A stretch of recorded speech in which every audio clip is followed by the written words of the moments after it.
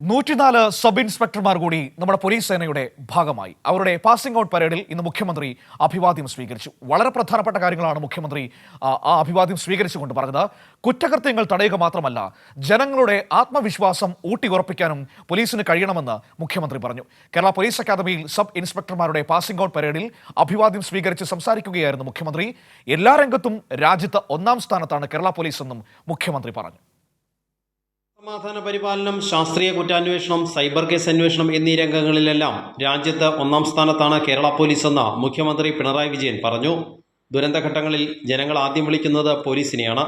അവരുടെ വിശ്വാസം കാത്തു സൂക്ഷിക്കേണ്ടത് പ്രധാനമാണെന്നും മുഖ്യമന്ത്രി ഓർമ്മിപ്പിച്ചു.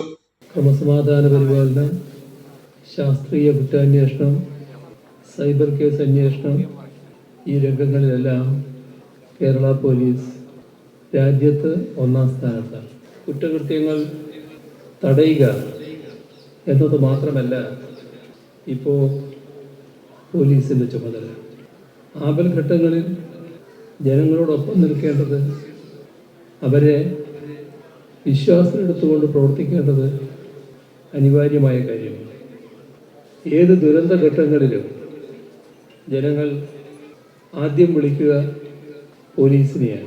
4 പ്ലാറ്റൂണുകളിലായി 104 സബ് ഇൻസ്പെക്ടർമാരാണ് തൃശൂർ രാമവർമ്മപുരത്തെ കേരള പോലീസ് അക്കാദമിയിൽ നിന്നും പരിശീലനം പൂർത്തിയാക്കി സേനയുടെ ഭാഗമായത്. ഇതിൽ 14 പേർ വനിതകളാണ്. 31 സി ബാച്ചിലെ 26 പേർ എഞ്ചിനീയറിംഗ് ബിരുദധാരികളാണ്. 14 ബിരുദാനന്തര ബിരുദധാരികളും 59 ബിരുദധാരികളുമുണ്ട്. 3 MBA-ക്കാരും ബാച്ചിലുണ്ട്. കൈരളി ന്യൂസ്, തൃശൂർ.